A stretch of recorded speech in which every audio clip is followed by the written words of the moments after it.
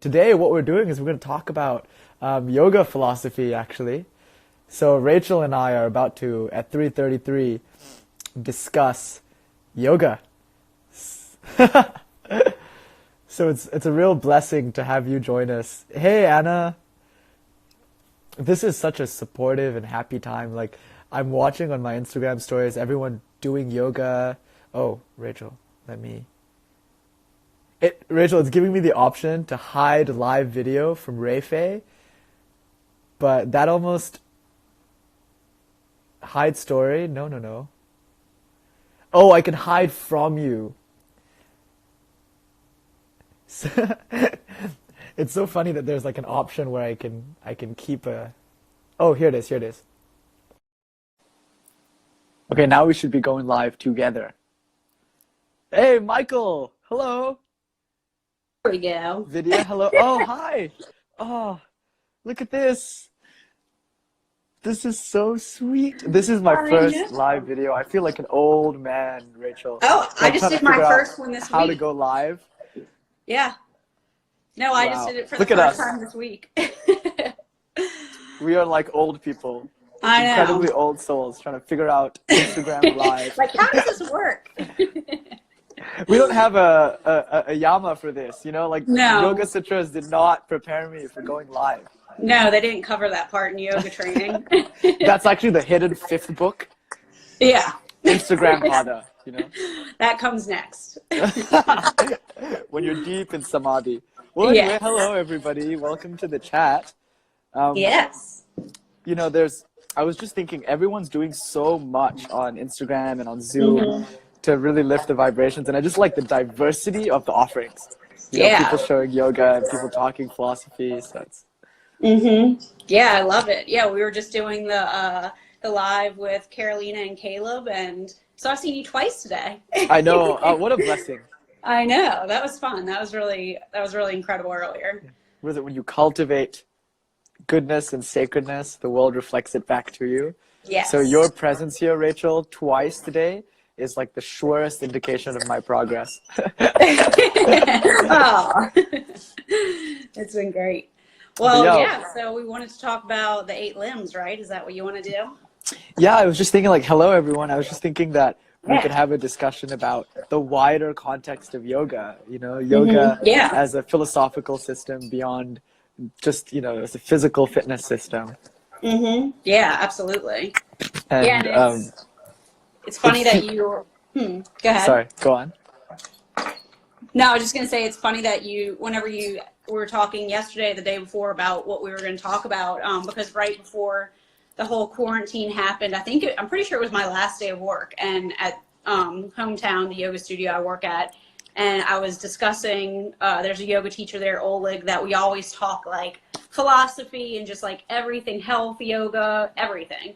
And the 8 limbs was brought up, so that's what we were talking about, and like talking about, so it's just interesting that you brought it up, and then we were just talking about that. Of course, it's a big part of yoga, but it's not something necessarily that people would just like you said, everybody's doing the yoga asana online, which is great, but like now we get to see a different part of yoga. Yeah. Oh, the synchronicity. Yeah. And I love that the Yoga Sutras don't talk about things like synchronicities or angels, or they try to limit their metaphysical speculation as much as possible. So as a Taurus, as a sun in Taurus, like I really appreciate a grounded, practical philosophy where it's like, try it and figure it out for yourself, but don't speculate. Yeah. Interesting. So I think that's the first thing that I love about yoga, is that it's an empirical scientific system that uses observation and personal experience as the basis for truth. Yeah. Yeah, and I think actually I wrote it down earlier. Caleb said it. He was talking about how yoga is not linked to one religion, but it's a pathway to bring you to the divine. And I was just like, that is beautiful. Like, Precisely. beautifully said. Because, when Patanjali, who is the person who wrote Yoga Sutras, when he was writing the Yoga Sutras, like this is after huge religious diversity has already blossomed in India. You know, so yoga, the word gets used, I think, around 3800 BCE in some of the Upanishads. But when Patanjali is systematizing yoga, he can use any word. He could say Shiva, he could say Shakti. There's so many different gods and goddesses and names for the divine that he could use. But to stay as universal and as inclusive as possible, he just decides to go with Lord. That's it. Just, you know, and it's not even really a gendered word. It just means, you know, it's funny because the English was always gendered, but Ishvara is just a-gendered.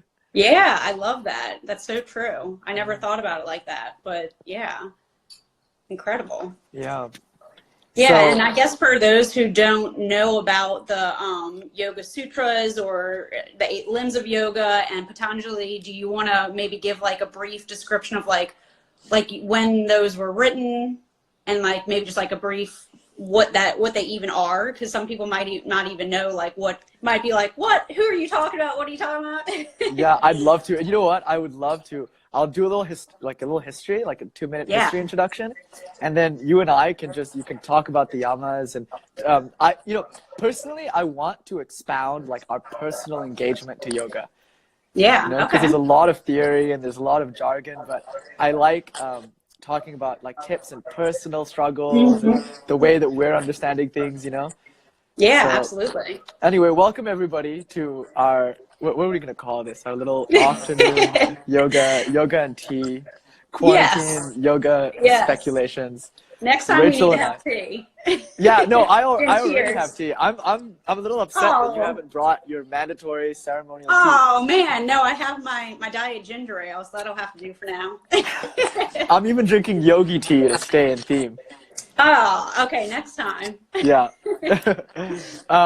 Anyway, so welcome everybody. We're just going to take the next hour or so to talk about yoga in its wider context. And we're going to start incredibly basic with what it is that we commonly refer to as yoga. And so yoga is a philosophical system with the intention of controlling the mind. So the word yoga itself means union.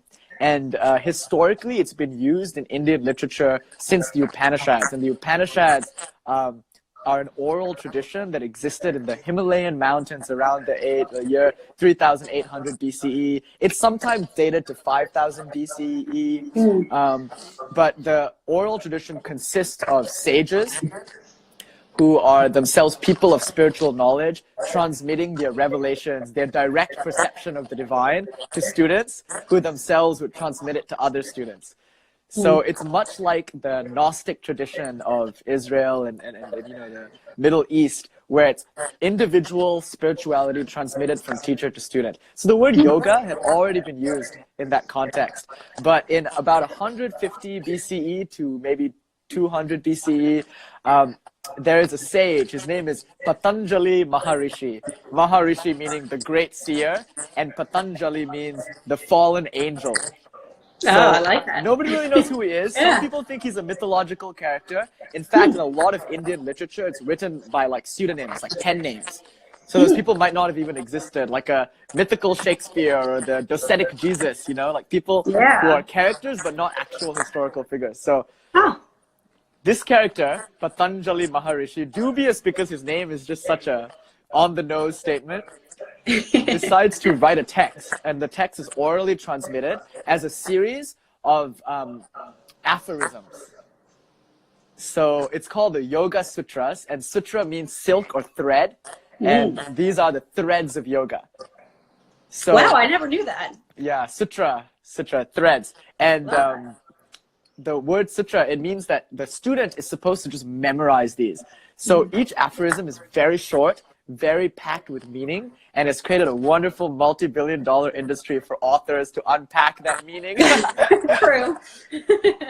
So he writes it in 150 BCE. Yeah, there it is. There's one. I have like 4 in my house. Oh, anyway, wow. Sure. He writes that these aphorisms, and they detail in a couple hundred sutras the task of yoga.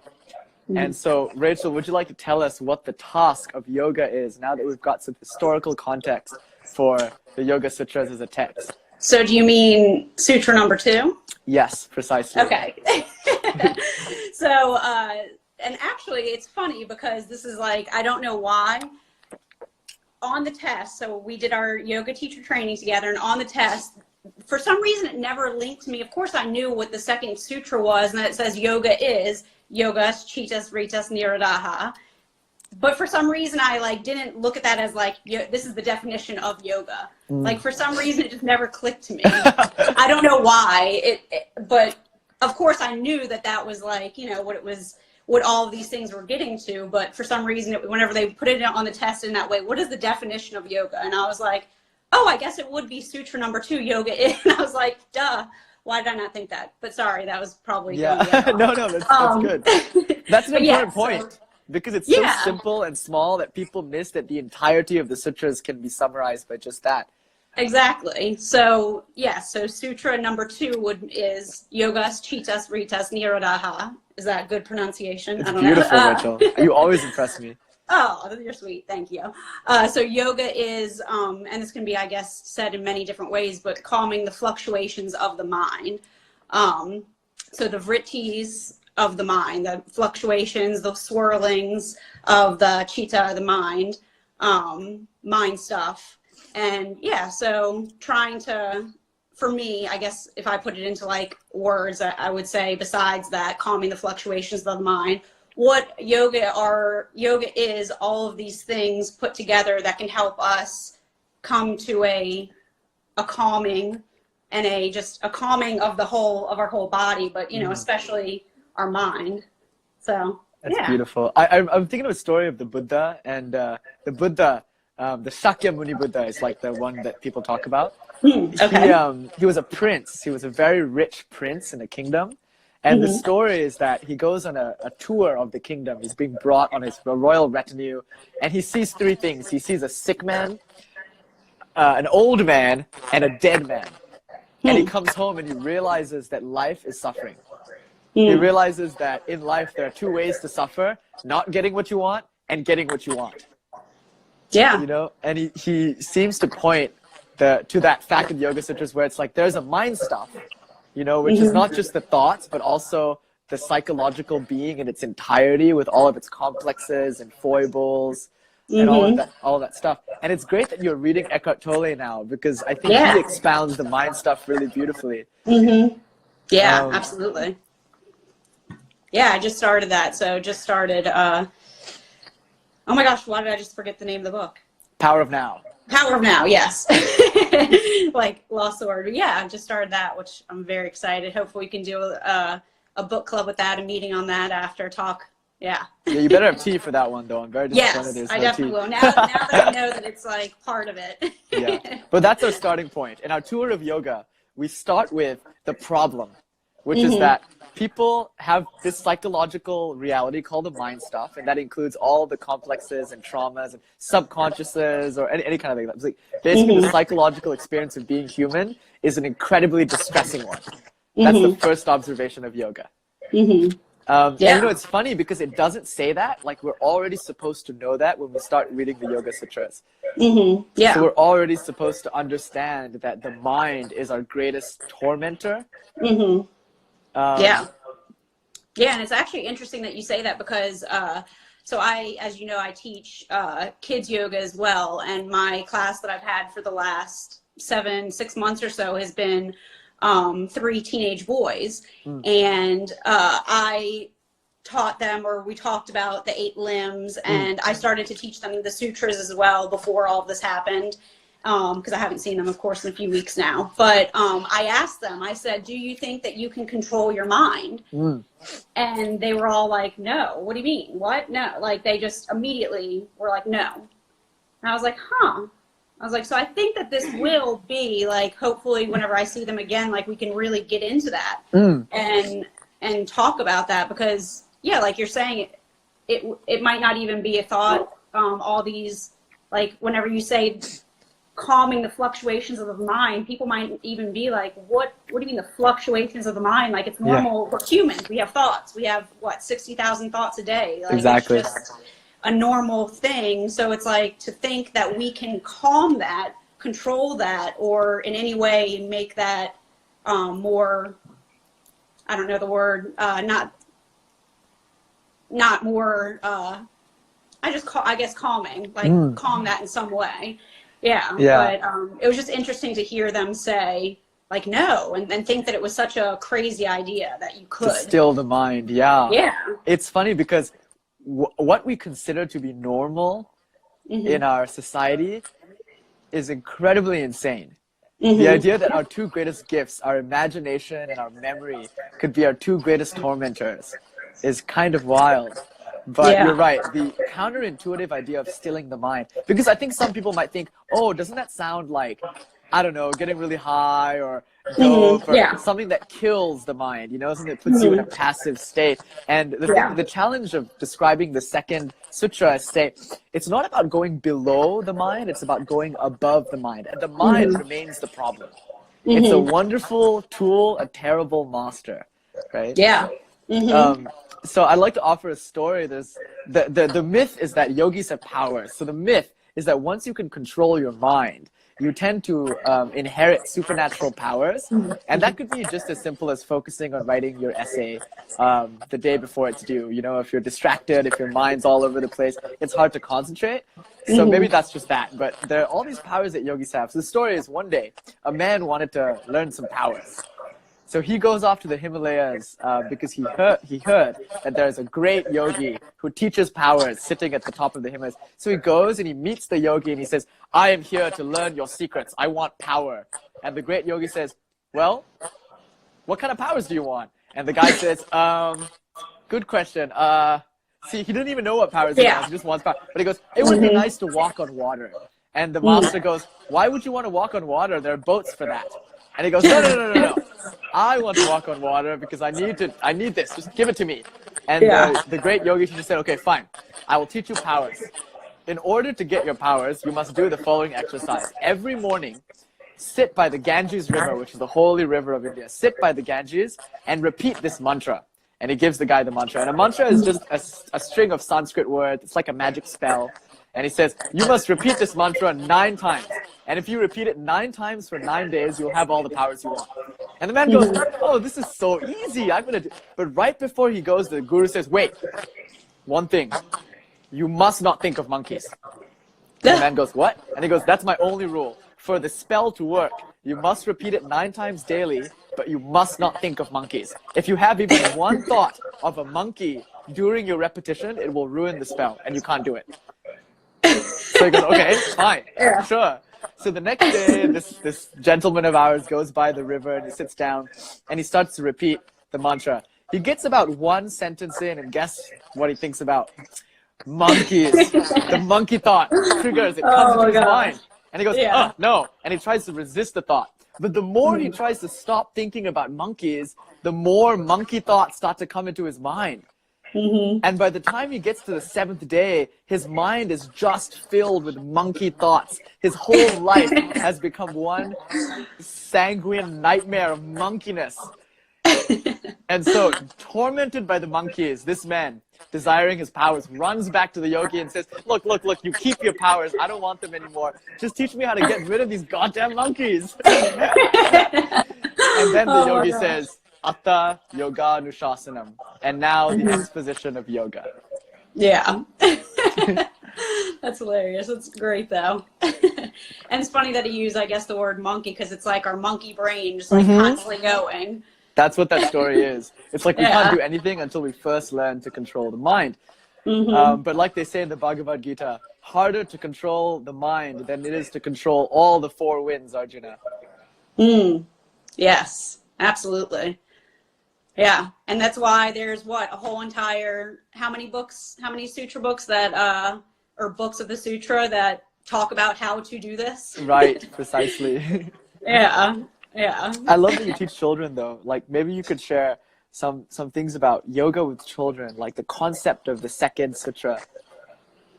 Yeah, so I guess it's different for, of course, whatever age I'm teaching. Like I said, I've been teaching the group of teenagers for 6 months or so.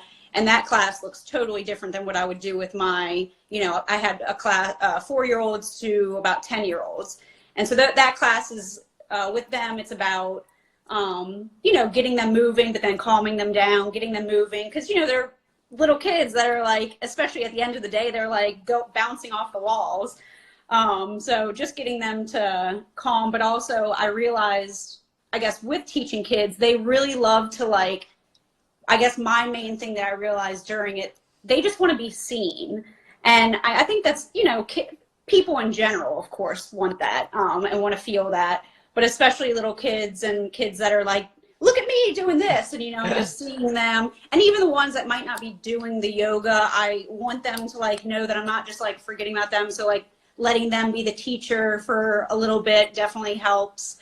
But it's definitely, it takes a lot of energy, but then you see like, I definitely love teaching little kids because they can get so much out of it. And I did have a group that was mixed ages from 6 to 10, and they loved teaching each other. And at the end, I would always choose a few of them each class so that they could read these little like cards, the yoga pretzel cards. And they would almost, like, there's one that loved teaching essentially the meditation. She would read the meditation. She was so good at it. And it was just like, it was beautiful to see. And then, my teenagers, parents need your help now. Yes. I know, I was thinking about doing some live kids yoga classes as well. I thought that might be helpful. And with the teenagers, it's also that. It's about wanting to be heard and seen and, getting out emotions and getting out things that they don't typically get to at home or at school. So that's been my main thing is trying to bring that mindfulness to them, but in a way that I'm not like, okay, let's all be mindful now. And making it this like thing, and Exactly. more so like just talking to them like adults or, as adults. Especially the teenagers. And I've seen some like pretty amazing things happen by just talking to them and letting them open up and letting them, holding space for them. They've really like opened up to one another. And even the little kids, like I had one group that one of them was talking and then other kids were talking and they spoke out loud to the class and said that it really like hurt their feelings that everybody was speaking, and everybody in the class was like, I am so sorry, we're so sorry. And like you could just see that they were they felt so bad that they had hurt that little girl's feelings. So then like the next time that someone was speaking, they were like, no, we have to be quiet, we have to listen. And I was just like, oh God, I'm like trying not to cry. I'm like, oh, they're so cute. And it's like just little things like that. Like, and I was just there holding space with them. That was all them learning from each other, which was just beautiful to see. Yeah. So it's definitely different, of course, than teaching adults, but at the core of it, it's the same thing, being mindful of each other, being mindful and of ourselves and everything, and just being seen by one another. So yeah. Oh. That's so beautiful. I'm taking so much from that. Like, as we talk about yoga philosophies for the people that are just joining us right now, as we discuss what yoga is, it's just so nice to hear Rachel talk about her experiences of like teaching children and how, as we discuss philosophy, there's this like being seenness of sitting together and creating a safe space to figure out what it is about being human that's so difficult and how we can compassionately help each other to make that a little bit easier. Yeah. So it's Absolutely. nice because we are the children, right? Like in the grand scheme of things, you and I are the children figuring out a philosophy that's very difficult. Yeah. But anyway, thus far, I think we've established in our discussion that yoga is less about the rock hard abs, it's less about the body even, and more about the psychological reality of being human. The definition of yoga is actually about the mind. And so hopefully now in this discussion, we can appreciate our starting point, the problem, which is the mind is a monkey mind. It's desiring, it jumps this way and that. It's impossible to control. It's a tyrant. It rules our life, ruins our relationships. So now, what do we do about that? And that's the answer that the Yoga Sutra seeks to ask. So Rachel, would you like to do the method then? The 8 limbs, and maybe talk about why limbs and please feel free to, for all the people present, feel free to contribute and ask questions. It's so nice to hear Misako and Yulia and Michael. So if you have any questions about what we've said so far, or more importantly, if you want to challenge things, because Indian philosophy is a tradition of debate. It happens over teachers and students debating to arrive at truth, just like Socrates and all that stuff. So feel free to challenge anything you hear and ask for clarifications. Yeah, but now let's talk absolutely. about the 8 limbs. Yeah. So, so I have 2 books with me, because I'm going to be flipping through one of them. This one is the book that Brigitte said to get, and I haven't gone through the whole book yet, but even just reading the beginning part where she talks about the 8 limbs, I'm like, this is just a very beautiful explanation of each, and kind of like a more, I guess, modern day explanation. There you go. Modern day explanation, if you will, of them. So so we have the 8 limbs, and like I was saying, I had this discussion with a yoga teacher right before the quarantine about the 8 limbs, and he was saying, a lot of people might look at the 8 limbs like step 1, step 2, but it's like, it's not what it is. It's these 8 limbs are what we can do simultaneously, and even, correct me if I'm wrong or tell me what your thoughts on it, the 8th limb being samadhi, oneness and enlightenment, like that is even on the same plane as all the other ones. That is with the yamas, niyamas, asana, and so on. So, I would have to, I think, politely disagree there, only because of the qualification that Patanjali gives, that there's an outer journey and an inner journey. And you're right, they can happen simultaneously. But I personally have always seen it as a bit of a step ladder. But but not so much as, some people say it as like each limb is and don't worry, we'll talk about the limbs in a little bit. But they're basically 8 practices or 8 aspects of the task of stilling the fluctuation of the mind. So the problem is we can't control the mind. The method to control the mind are these 8 things, and we're going to talk about them in a bit. But some people have always kind of described them as ladder, like you do one and then you do the other. And I reject that view that it's a ladder in such discrete variables. But I think at least it's 2 steps. And there's an outer journey and an inner journey, and you have to get the outer journey down first. The foundation must be solid before any work can happen in the inner journey. And so I think a lot of people start meditating. They are interested in meditation, and they sit down to meditate. And some of them can sit for hours, but don't meditate. It's very difficult to still the mind and meditate. And so I would argue the first 4 limbs have to come first, in a way, to prepare the body for meditation. Yeah. Oh, shoot. Oh. Oops, sorry. Are you okay? Sorry. I thought I heard this. My brother put a lamp up and it just fell. Sorry. Okay. Wow. That was prophetic. He had it taped, and I thought I heard it. I was like, what is going on? What is over there? But that is Patanjali disagreeing with me. He's like, no, Nish. No. They're limbs. You can stretch all limbs at the same time, Nish. Don't you know? Yeah, he's like, for your hubris, he smacks off the lamp. But anyway, I think it's a matter of personal practice. Would you like to expound the limbs? Yeah, sure. So just because I feel like since we're live, I'm going to mess them up, so I'm going through the book as cheating. You're my hero, Master. So we have the yamas, then which the yamas are first things for yourself, right? Those are like inner. That's niyamas. Oh, okay. So yamas.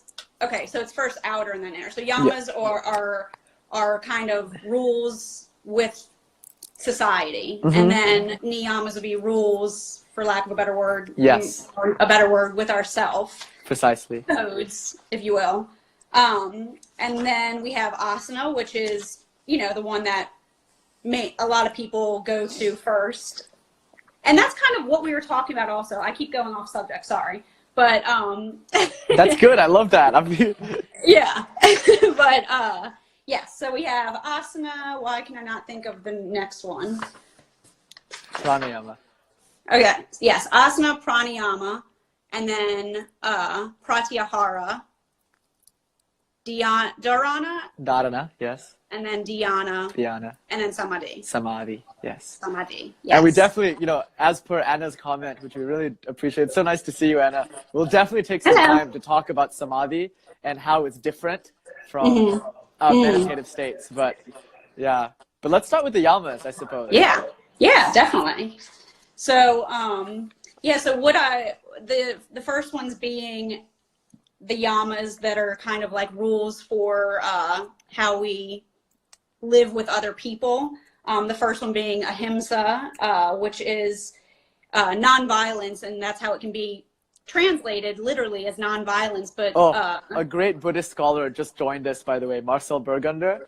Oh yeah, he's a specialist in Buddhism and Eastern Buddhist philosophy. So I just want you to know that we're currently in the present. So Marcel, please. That doesn't make me nervous at all. The Buddha was a yogi. The Buddha, separated himself from the yoga tradition and innovated. And he has his own 5 rules of, So Marcel, if you feel free to interject on behalf of the Buddha, whatever you hear. Go on, Rachel. No, you're good.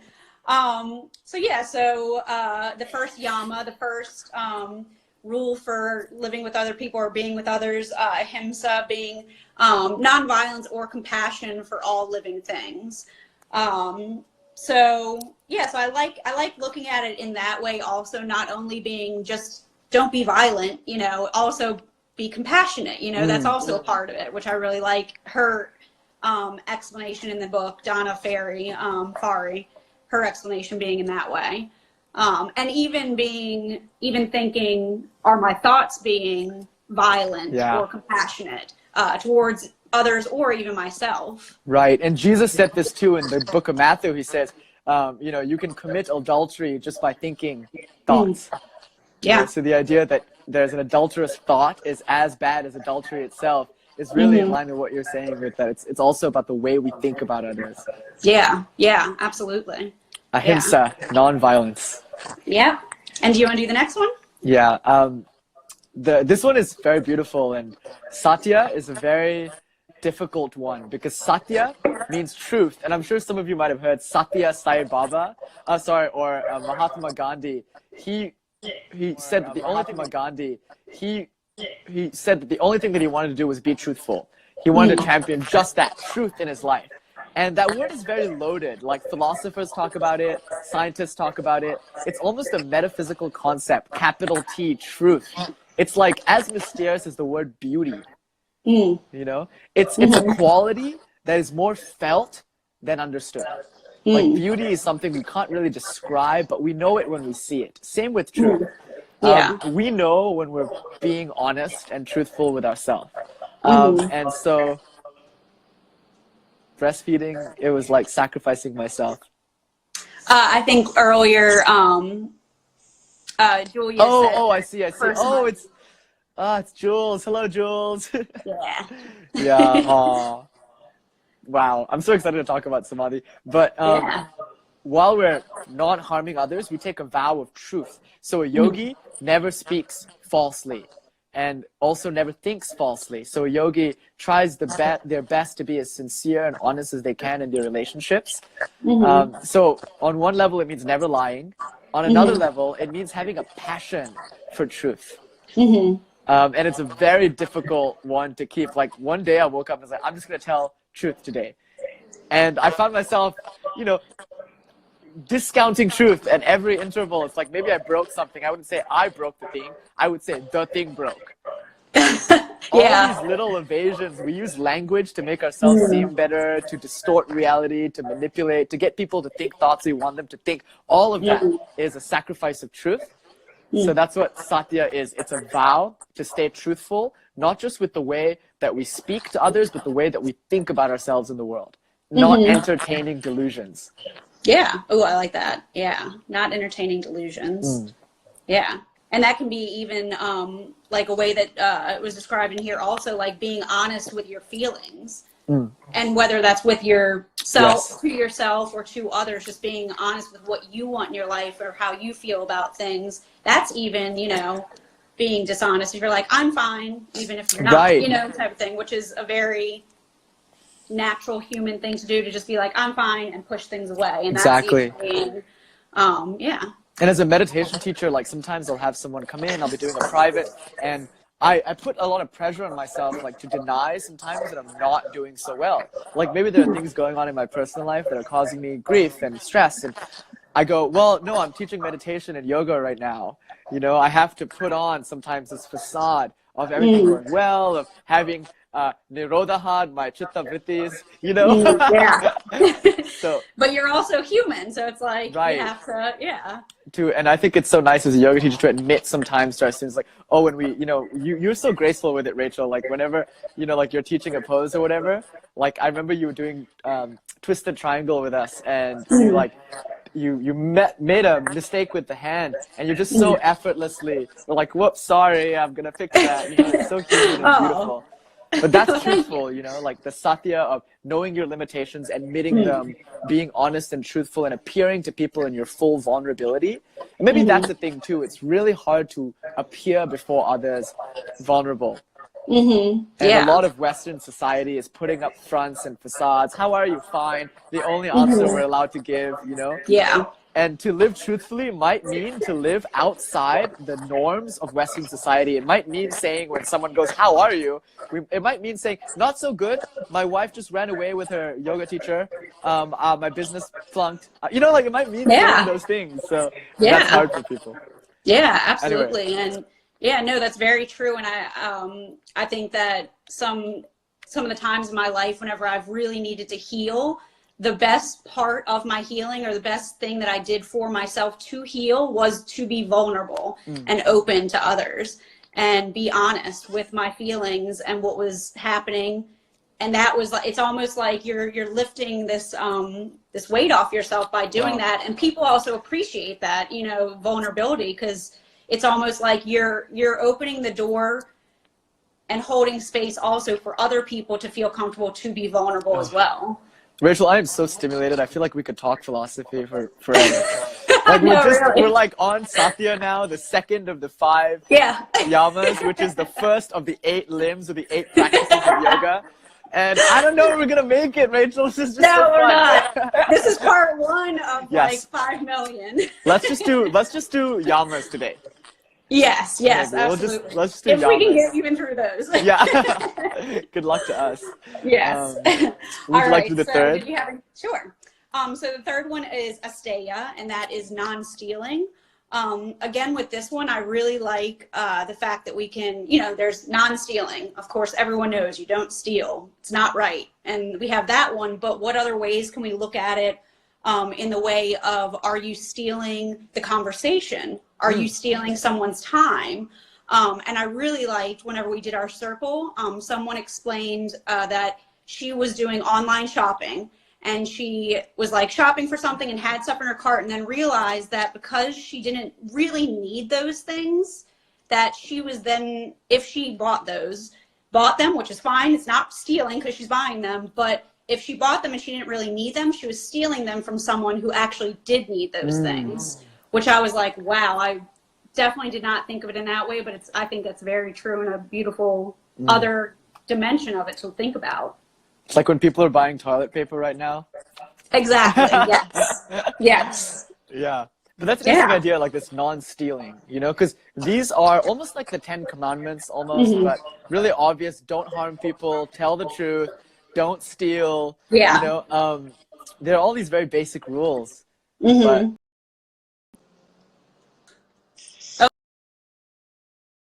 there you go. You're back. Yeah, sorry. My partner's dad just called me. Oh. Babe, can you call Brian?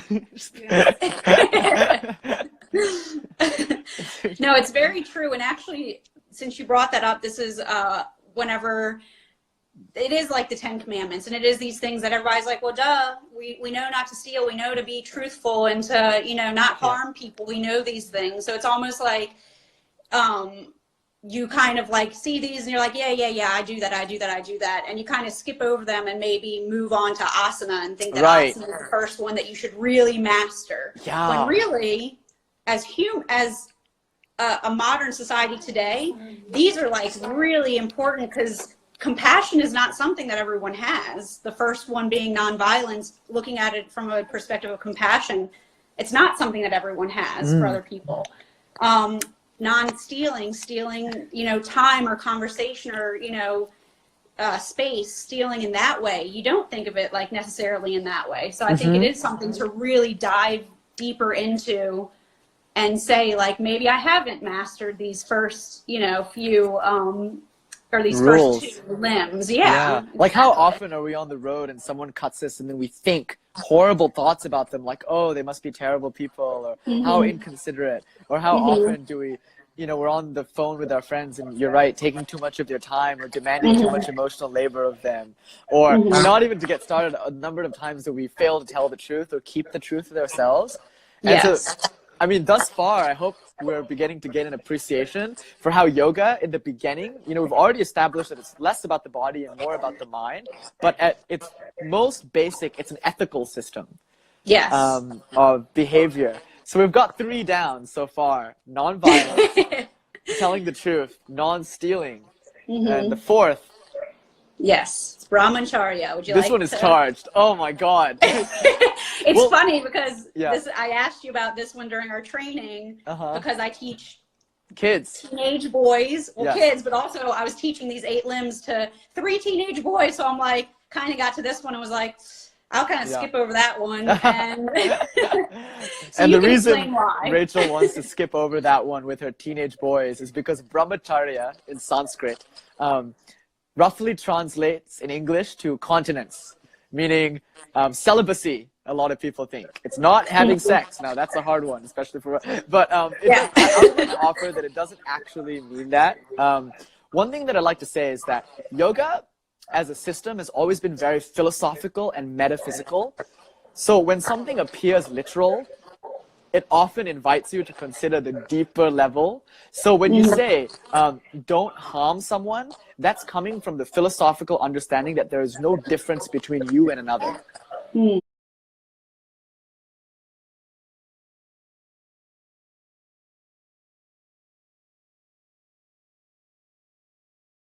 Understanding that we are all one. It's not just the belief that we are all one, but it's the felt oneness that we have. So to harm another is really to harm ourselves. And the people that think the most cruel thoughts about others are the same people that think incredibly cruel thoughts about themselves. So having a harmful disposition to others psychologically translates to a harmful disposition towards us.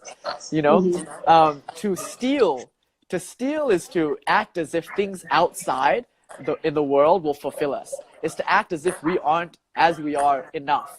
And so we need to take what's not ours. So it comes from a fundamental error in self-identity. And finally, to not tell the truth is an implicit concession that truth is not enough. That we as we are not lovable, are not complete, and not whole. So we need to create a facade, we need to create a personality, an identity, an Instagram, to have a brand, all these ways in which we're trying to cover up the reality of our being. And the error there is not knowing that reality is enough. So with brahmacharya, let's continue along this line of philosophical loftiness. It doesn't just mean to not have sex. It means to control our need to have indiscriminate sex as a way to fulfill ourselves because we feel incomplete.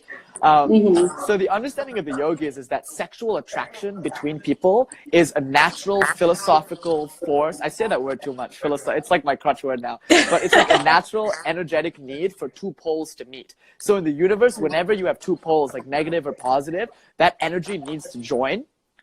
Sun and moon, yin and yang, hatha yoga means ha is sun, ta is moon.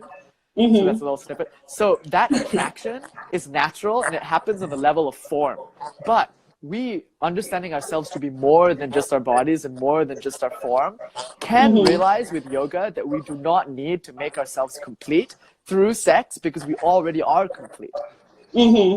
Yeah. So this vow is to not waste, and of course there's a lot here about like the way sexual energy is tied into spiritual energy. In fact, the first artifact that they found in the Indus Valley, one of the oldest artifacts of Indian civilization, it was a little clay statue. They found it in the Mohenjo-Daro, Harappa region, for those archaeology nerds out there.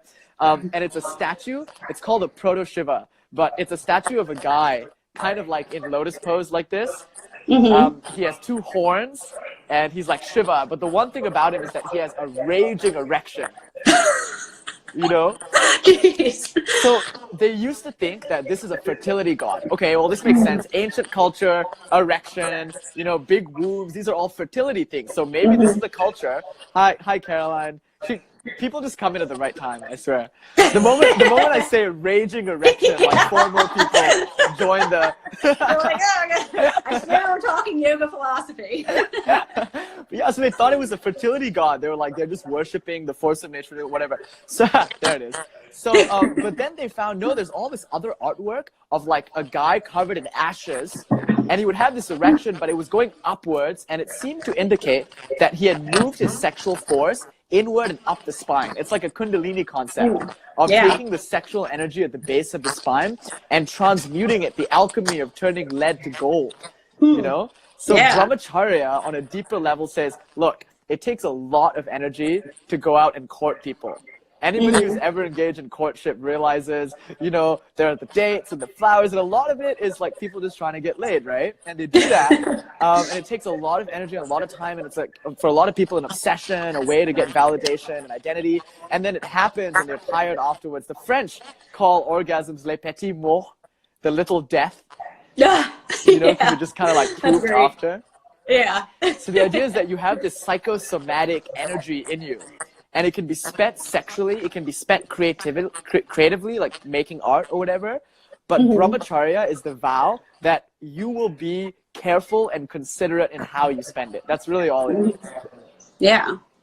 And now, because whenever I asked you also about like, how would I, without bringing up sex, bring this up to my teenage boys, and you had a good description or good explanation, just to say not to give your energy, just saying energy, not give your energy out to an outside source, whether that even be, and you gave the example like video games, and just like giving yourself, expelling energy for wanting for happiness in return. So yeah, just to see it from a non-sex sexual way also, I guess. It's like what the inverse of Freud. Like it's just as easy to say everything is sex as to say nothing is sex. It's like a meaningless statement because everything is just energy. Yeah. Exactly. That's great. The ghost of Freud is going to show up and bash the lamp off your table again. Nope. And the last one, Rachel. Aparigraha, non-grasping or non-hoarding. So this one, of course, can be the literal translation of non-hoarding, but also not holding on to things, like not holding on to even emotions staying the same, or situations being the same, because whenever we do that, we can then, if it changes, you know, we might go into a higher, you know, if we like something the way it was and it changes, we might get really depressed because of it, but not holding on to that. And I love that she says in this book, the only constant in life is change. So not grasping onto things, staying as is, besides, of course, the literal meaning of non-hoarding. And I definitely think that one's definitely it can be a very hard one.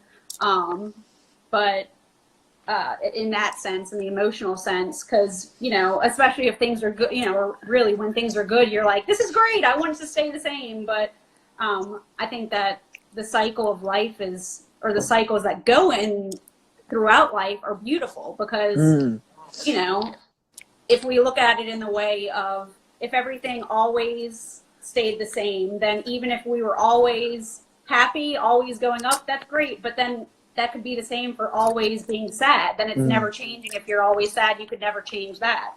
So it's a beautiful thing to think, like, no, there is change. It won't always be bad, but you know, you can maybe make you appreciate when things are good. It might not always be good, so appreciate that moment. So always bringing you back to the present moment of things will, you know, inevitably change, but that's not a bad thing. Right. The Zen master, Shunryu Suzuki, says, renunciation is not getting rid of things, but simply accepting that all things must go away on their own.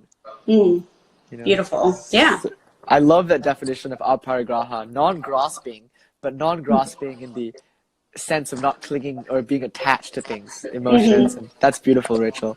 Like, Yeah. I love that. Vairagya, yes, which is a Yeah. Sanskrit word which means non-attachment, which we'll talk about in the coming weeks. But Yes. for now, those should give you an appreciation that the first understanding of yoga is that there is something wrong with our minds. There's a tendency for the psychological reality of being human to be really painful.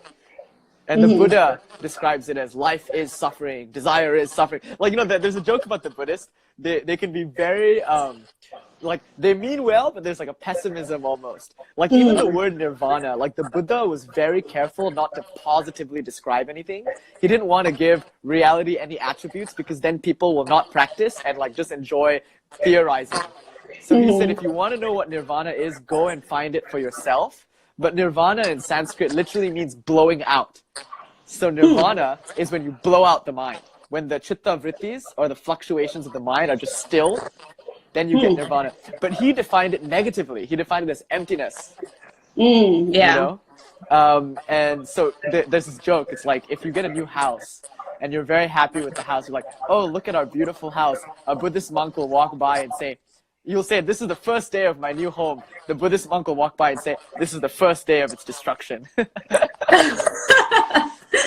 Because of the impermanence. I guess that can be pessimistic if you think of it. Yeah, but he's right. He's right. Like, all things are coming into being and passing away. And yoga seems to say that the problem with us is that we are denying the reality of things.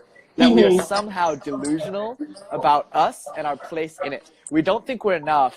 We feel like we need things outside of us. In fact, to even think that there is anything outside of us, outside of our minds, is an error. You know? Yeah. But there is something intrinsically wrong with the human mind in the way it uses its imagination and its memory to torture itself. And so yoga says, we need to fix this. We need to sort out the mind. And to gain control of the mind, we are now going to give you 8 practices. If you persevere in this path, young one, after 8 practices, you will yourself come to experience a state of bliss where you and all things are one. And so in today's talk, Rachel and I have just gone over the first of those 8 practices.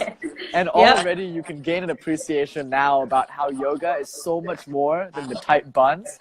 It is in the beginning an ethical system. Yes. So maybe we can leave them today with that. Like, let's maybe have a challenge for a week to try practicing the 5 yamas in our day-to-day life. Yeah, absolutely. I love that. Wouldn't that be hard? And then maybe next week you and I can report to each other all the ways we fell short. Yeah. Yeah. Absolutely. So remember the but 5. Something to aspire to. Something to aspire to. And the wisdom here is, of course, to really practice yoga, your social life has to be tight. You're not going to get much out of your practice if the people around you are in fighting and warring states with you, if your household is difficult to be in. This is just the basic logical foundation of spiritual practice, is to make sure your like social relationships are harmonious. Yeah, you know? absolutely. So would you like to recap the 5 yamas, Rachel, for our guests here in today's podcast? Sure.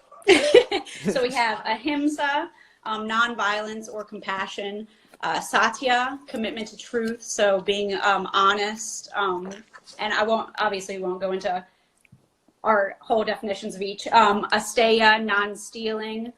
Brahmacharya, celibacy or not giving your energy out, and then of course the last one, aparigraha, non-grasping, non-hoarding, non-attachment, which is biggest thing about yoga that I love the most is non-attachment. So, but we'll go into that later. We will indeed.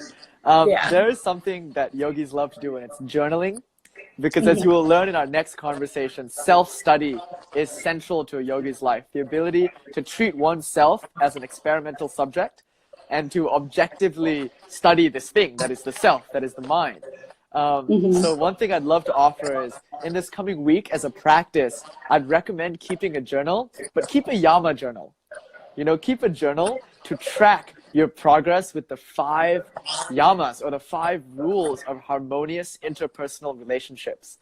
And understand the way that we treat others often reflects the way that we treat ourselves. So when we think about how we are making discounts with the truth, or how we are being less than compassionate, it might actually tell us a lot about how we're treating ourselves as a psychological entity. Absolutely. Yeah. And that will be what we go over next, the Niyamas. Yeah. Oh, this is so great, Rachel. Like, I I love know, thank Friday you. night philosophy. Yes, this is amazing. So we'll meet back here next Friday and start the second 3:33. one. Yep, sounds See, great. I have to admit, I just wanted to talk to Rachel. I just wanted to hang out with my friend Rachel and talk yoga philosophy.